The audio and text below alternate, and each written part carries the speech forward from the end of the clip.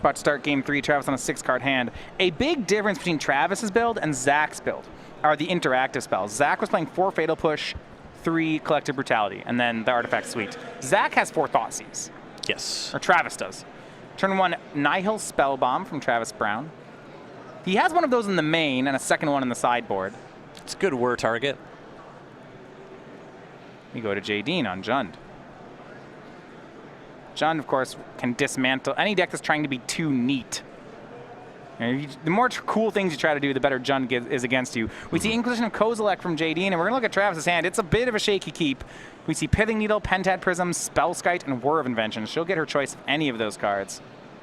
Right now, Travis can't cast anything. Yeah. And none of these cards are particularly good in the matchup. The Needle shuts off Liliana of the Veil, so that one might be the most inviting pick here. There's an argument to go for the Pentad Prism just because even if Travis draws a second land, he won't be able to do anything meaningful, just cast a Spellskite. So the Prism shuts Travis down, puts him in a position where he needs to top deck more things. Yeah, Travis on his, he's a multi-6, his Scry was to the bottom, so it's not guaranteed he's hitting another land here. Jadine takes Pentad Prism. He also has Basic Island with his Spell Bomb. That's not really a combination. Mox Opal, so he'll play Pithing Needle just so we can name something. And then Mox Opal, and then gets Metalcraft. In the dark, I would guess you name Liliana of the Veil. And that's what he'll do.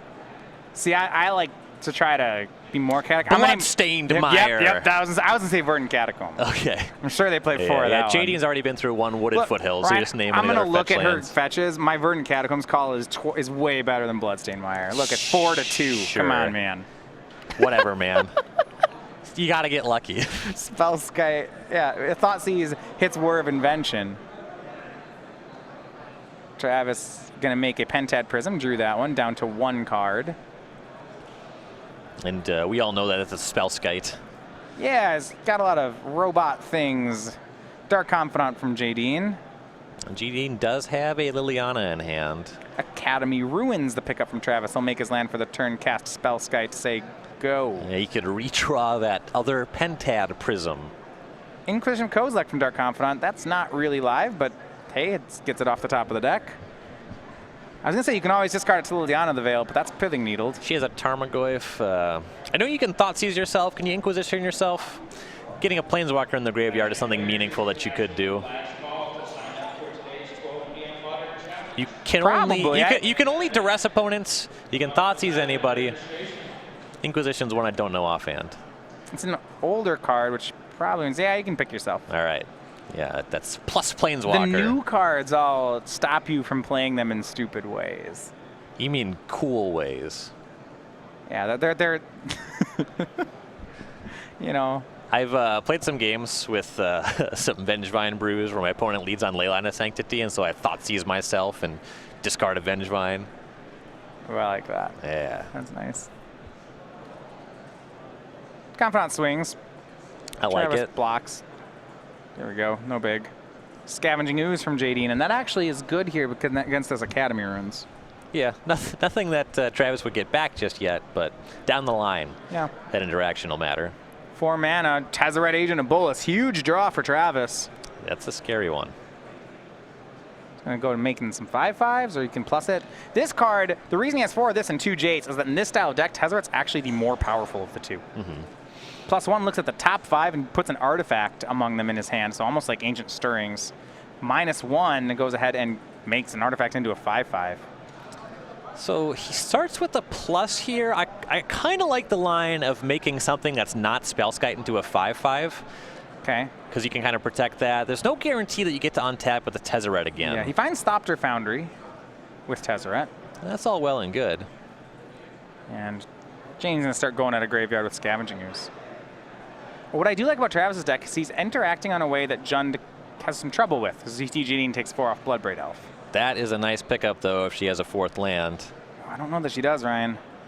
Then it's not great. Well, she does have that Inquisition of Kozilek, which we thought would be dead, but it's not. And that actually, because of the IOK that he knew he had, that's why I don't really like plussing Tezzeret there. Because your whole deck, this was going to happen with basically anything you found.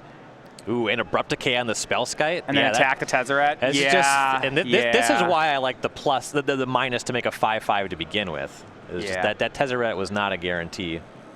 And with Scavenging Ooze tapped down, it looks like Travis is going to put that Thopter Foundry on top of his deck. But, you know, he can't put it on top and cast it this turn. Right. And, like, I'm just going to bet that Jadine has another discard spell. Well, it could both be hit by a discard spell, and he just has some garbage artifacts. He won't be able to set up Thopter Sword.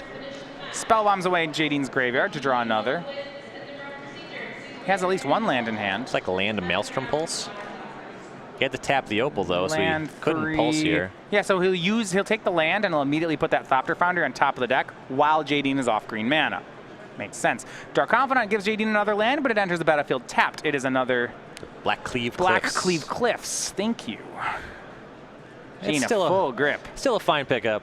She has a very full hand, so just making land drops will help. Is down to 9. That Dark Confidant has messed some things up.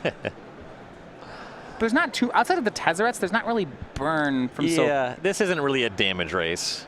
Ooh, and Basic Forest. Bloodbraid Elf from Jadine cascades into Engineered Explosives on, on 0. Hits the Opal. And a swing for 7. Travis down to 13. Boom, Bloodbraid Elf cascades into a spell with no mana cost. Okay. Yeah, that's a bingo. Yeah, doing it.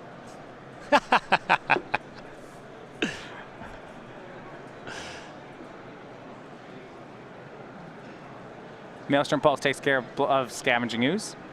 Sure. Because he he can't cat Jadine down to 6 on Liliana. That's needled too. Yeah, so that's fine. I mean, he gets to unlock his runes, but there's nothing he wants to get back yet. JD is going to be really upset if this Dark Confidant just deals lethal damage to her. Yeah, I was thinking the same thing.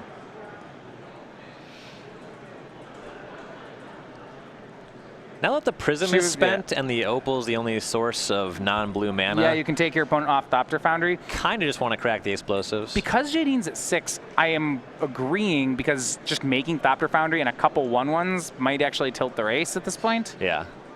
And Jadine's pretty low. Gotta imagine that she's trimmed on some of her answers to her own Dark Confidant post-sideboard as well. Yeah, most expensive card is 4. It's Bloodbraid Elf. Just gotta get more pressure down. And I think, crack explosives on 0, get rid of the Opal. Cast Tarmogoyf, swing for 5, Travis at 8. We see artifact, creature, land, instant. It's probably fine. Yeah, it only needs to be a 3 to be lethal. And there's also Raging Ravine as well. And Sorcery and Planeswalker. And Jadine is gonna get this one. Wins game 3, takes the match. And she's rolling on 10-1.